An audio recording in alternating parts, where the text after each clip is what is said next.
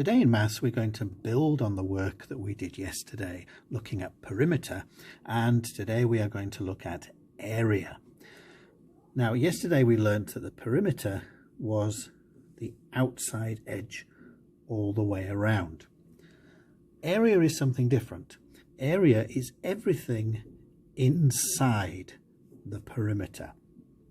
So how do we calculate the area of a particular shape? Well, there are two ways we can do this. If we have squared paper like I've got here, we can simply count the squares inside. And I've got 1, 2, 3, 4, 5, 6, 7, 8, 9, 10, 11, 12. So I know that the area of this particular shape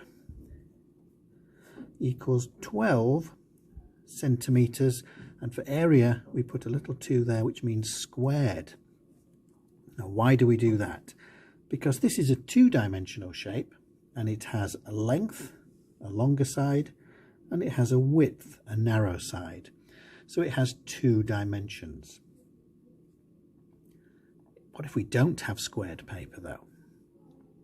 Well, down here I can see 1, 2, 3, 4 squares. So that's 4 centimeters. And across this width here I can see 3 squares. So that is 3 centimeters. And to calculate the area, I follow this particular system. This is called a formula, and I take the length and I multiply it by the width. The length times the width.